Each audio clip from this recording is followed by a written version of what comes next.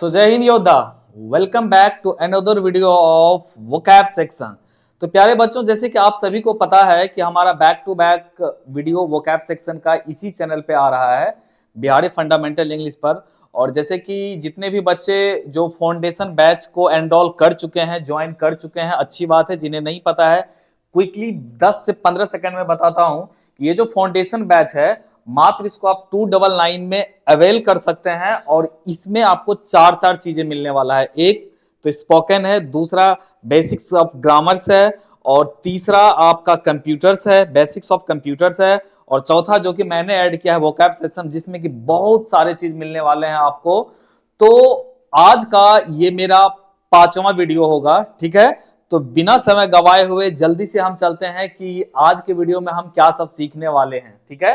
तो जैसे कि अभी आप ये देख रहे होंगे कि ये आईसीयू, इसका फुल फॉर्म क्या होता है, डीएनए का फुल फॉर्म क्या होता है, आरएनए का फुल फॉर्म क्या होता है, एक्सरे या फिर आरबीसी, है ना, ये जो डब्ल्यूबीसी है, या फिर आरआईपी या फिर एचआईवी, इन सब का फुल फॉर्म क्या होता है, इन सारे चीजों के बारे में जानने वाले हैं। और जैसे कि सभी को पता है कि ना सिर्फ हम इसका फुल फॉर्म बताते हैं, बल्कि सभी के बारे में थोड़ी बहुत हम चर्चा भी करते हैं। तो चलिए बिना समय गवाए जल्दी से हम आगे बढ़ते हैं। तो जैसे कि पहला आपका है आईसीयू। आईसीयू क्या होता है? जैसे कि आप देखते होंगे फिल्मों वगैरह में, या फिर जब आप हॉस्पिटल जाते हैं तो लिखा रहता है आईसीयू। ये सभी के सभी मेडिकल टर्म है। बता दें आपको कि जितने भी आपका ये जो फुल फॉर्म होगा वो मेडिकल टर्म के रिगार्डिंग होने वाला है, ठीक है ना। तो आईसीयू का मतलब क्या होता है? इंटेंसिव केयर यूनिट, यानी कि इसमें जो सबसे ज्यादा डिफिकल्ट केस होता है मरीजों का, वो उसे आईसीयू में भर्ती किया जाता है। उसके बाद आता है आईटीयू। इसका मतलब है intensive therapy unit. Intensive therapy unit मतलब जहां पर कि बहुत ही ज्यादा इंटेंसिव थेरेपी किया जाता है, उसी को हम बोलते हैं आईटीयू। ओपीडी का मतलब क्या होता है? अब देखिए, ओपीडी क्या होता है कि जब भी कोई बाहरी पेशेंट जाता है और दिनों दिन दिखा करके डॉक्टर यहां से आ जाता है, तो उसके लिए एक अलग से डॉक्टर बैठे होते हैं, तो उसको बोला जाता है ओपीडी, मतलब आउट पेशेंट डिपार्टमेंट। मतलब बाहरी जो आया है, जो अंदर वहां पर मरीज हैं जो कि पहले से है, 1 दिन 2 दिन 4 दिन 5 दिन पहले से है, तो उनको, उनके लिए ये नहीं होता है, ये बाहरी पेशेंट के लिए होता है। उसी को बोला जाता है ओपीडी, यानी आउट पेशेंट डिपार्टमेंट। ओटी क्या होता है? Operation theatre. जैसे मान लीजिए कि जहां पर आपको, आपने डॉक्टर को दिखाया, अब उसी जगह तो आपका ऑपरेशन किया नहीं जाएगा। अगर आप ऑपरेशन की रिक्वायरमेंट है तो उसके लिए कौन सा रूम होता है? ओटी होता है। तो ओटी को ही बोला जाता है ऑपरेशन थिएटर। अब जैसे देखिए, ये 3 टर्म है, एक्सरे, सीटी स्कैन और एमआरआई। बेसिकली ये तीनों ही चीजें डिटेक्ट किया जाता है, या तो किसी तरह का, जैसे कि बोन फ्रैक्चर हो, मसल्स फ्रैक्चर हो, या फिर किसी तरह का बीमारी हो, उसको डिटेक्ट करने के लिए किया जाता है। और इन तीनों में अगर छोटी मोटी चीजें हैं, जैसे कि बोन फ्रैक्चर है, चाहे और बोन के रिगार्डिंग कुछ देखना है, तो एक्सरे के जरिए जो है उसको हम डिटेक्ट कर लेते हैं। तो एक्सरे का फुल फॉर्म क्या होता है? X radiation. उससे जस्ट थोड़ा सा अपर लेवल का होता है स्कैन, वो होता है सीटी स्कैन, मतलब कंप्यूटेड टोमोग्राफी स्कैन। और एमआरआई, उसके बाद अगर मान लीजिए बीमारी नहीं पकड़ में आता है, तो हम क्या कराते हैं? एमआरआई। तो एमआरआई का फुल फॉर्म क्या हो गया? Magnetic resonance imaging. Magnetic resonance imaging. और ईसीजी का फुल फॉर्म क्या हो गया? इलेक्ट्रोकार्डियोग्राफ। बेसिकली मान लीजिए कि जब ये दिल की धड़कन की बीमारी किसी तरह का कोई हो, तो उनके लिए क्या क्या क्या कराया जाता है? ईसीजी, कि कहीं किसी तरह का कोई दिक्कत तो नहीं है। अच्छा देखिए, पहले का जो मेरा 4-5 वीडियो होगा, वहां पर हम लिख करके ये आपको बताते थे, लेकिन उसमें समय ज्यादा लगता था, इसीलिए सोचे कि चलो यही कर देते हैं। और एक चीज आपको बता दें कि अगर आपने फाउंडेशन बैच को एनरोलमेंट कर लिया है, तो इन सभी का पीडीएफ आपको एप्लीकेशन पे मिल जाएगा, ठीक है ना। यहाँ पर आप वीडियो देख लें, वहां पर सारी चीजें आपको एप्लीकेशन पे क्या मिल जाएगा? इन सभी का पीडीएफ। बीपी बताने की जरूरत नहीं है, ब्लड प्रेशर को ही बीपी बोला जाता है कि भाई फलना का बीपी हाई हो गया, लो हो गया, तो बीपी का मतलब ब्लड प्रेशर। आरएनए डीएनए, ये आप बखूबी जानते होंगे, ठीक है ना। अगर आप इंटर पढ़े हैं और साइंस के स्टूडेंट है तो पता होगा आरएनए डीएनए क्या होता है। तो आरएनए मतलब क्या होगा? Ribo nucleic acid. और डीएनए का फुल फॉर्म क्या हो गया? डिऑक्सी राइबो न्यूक्लिक एसिड, ठीक है। ये आईवीएफ क्या होता है? देखिए क्या होता है कि जब मान लीजिए कि किसी को किसी कारणवश बच्चा नहीं हो रहा है, ठीक है, तो वो आईवीएफ के माध्यम से जो है उनको मतलब वो बच्चा करवाया जाता है। सीधा सीधा कर लीजिए कि मतलब कृत्रिम विधि से जो वो गर्भ निषेचन होता है, उसी को हम बोलते हैं आईवीएफ। तो आईवीएफ का फुल फॉर्म क्या हो गया? In vitro fertilisation. In vitro fertilisation.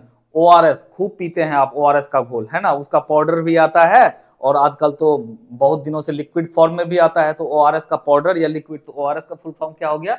ऑरल rehydration solution. RBC, WBC, CBC है ना, जैसे आप ब्लड टेस्ट करने के लिए जाते हैं करवाने के लिए, तो ये सब चीजें आता है कि RBC क्या है, WBC क्या है ना। तो RBC मतलब रेड ब्लड सेल, WBC मतलब व्हाइट ब्लड सेल, और CBC मतलब क्या हो गया? Complete blood count. CBC मतलब कंप्लीट ब्लड काउंट। अच्छा, ये ICMR क्या है? देखिए, इंडिया में, पूरे इंडिया में जितने भी मेडिकल सिस्टम है उन सबको लीड करने वाला यही है Indian council of medical research, ICMR। ICMR का फुल फॉर्म क्या हो गया? Indian council of medical research. ठीक है, आगे देख लेते हैं तेजी से। IGIMS, आपने नाम सुना होगा कि चलो भाई इस पेशेंट का हालत बहुत सीरियस है, चलो इसको IGIMS में ही दिखाते हैं। बोलचाल के भाषा में IGMS भी बोल देते हैं, लेकिन पूरा क्या होता है? IGIMS। तो IGIMS का फुल फॉर्म क्या हो गया? Indira Gandhi institute of medical science. ठीक है ना, और आपका तो ये पटना में है, PMCH। ठीक है ना, तो PMCH का फुल फॉर्म क्या हो गया? Patna medical college and hospital. अब ये देख लीजिए, PR, HR, RR, cap, tabs, SYP लिखा है, डॉट। ठीक है ना, तो इन सब का फुल फॉर्म क्या होता है? तो PR मतलब हो गया आपका पल्स रेट, HR मतलब हो गया हार्ट रेट, RR मतलब हो गया रेस्पिरेटरी रेट, मतलब आपका ये सांस का रेट क्या चल रहा है, RR। ठीक है ना, रेस्पिरेटरी रेट। अगर कैप डॉट कहीं पे लिखे देख रहे हैं तो आप समझ जाइए कि वो कैप्सूल लिखा हुआ है, टैब मतलब टैबलेट लिखा हुआ है, SYP तो सिरप लिखा हुआ है, और TB एक बीमारी है, तो TB का फुल फॉर्म क्या हो जाता है? ट्यूबरक्लोसिस। ठीक है ना, बस थोड़ा सा और देख लेते हैं। HIV है, एड्स है, ये बहुत ही खतरनाक वायरस है। ठीक है ना, HIV का फुल फॉर्म क्या होगा? Human immuno virus. एड्स का फुल फॉर्म क्या हो गया? Acquired immuno deficiency syndrome. Basically ये जो बीमारी होती है, ये एक ऐसी बीमारी होती है कि आपके अंदर जो रोग प्रतिरोधक क्षमता होता है उसी को खत्म कर देता है। मतलब ये हो गया कि अगर आपको HIV हो गया तो आपको किसी भी तरह का कोई रोग हो गया तो वो आजीवन रहेगा, वो जल्दी ठीक नहीं होने वाला है, क्योंकि आपके शरीर के अंदर, हर व्यक्ति के शरीर के अंदर रोग प्रतिरोधक क्षमता होता है, जो कि किसी भी बीमारी से पहले वही लड़ता है ना। जब ठीक नहीं हो पाता तब हम लोग दवाई खाते हैं। तो ये HIV उसी तरह का वायरस है जो आपके रोग प्रतिरोधक क्षमता को ही खत्म कर देता है। तो इसका फुल फॉर्म ये, और इसका फुल फॉर्म हो गया ये। कोविड सबको पता है, बहुत ही भयावह सीन, बहुत ही भयावह सीन, डरावना चीज है कोविड। ठीक है, अब नहीं है, लेकिन था, एक समय था कि बहुत ही डरावना चीज था सभी के लिए। तो कोविड का फुल फॉर्म क्या हो गया? Corona virus disease. कोविड का full form corona virus disease. और ये जो सार्स हम इसलिए लिख दिया है कि ये इसी परिवार से, ये कोविड भी है। ठीक है ना, तो जो रेस्पिरेटरी संबंधित जो भी बीमारियां होती है वो इसी के अंतर्गत आता है, सार्स के अंतर्गत। ठीक है, तो सार्स का फुल फॉर्म क्या हो गया? Severe acute respiratory syndrome. और अंतिम में जब कहानी खत्म तो हम लोग लिखते हैं rip, rip, RIP, rip. Rip मतलब रेस्ट इन पीस। ठीक है, तो जानबूझ करके हम वीडियो का लेंथ बहुत ही छोटा कर रहे हैं ताकि आप इसको आसानी से देख सकें और जल्दी से जल्दी ज्यादा से ज्यादा नॉलेज यहां से गेन कर सकें। तो मिलते हैं अगले वीडियो में, तब तक के लिए जय हिंद, बहुत बहुत धन्यवाद।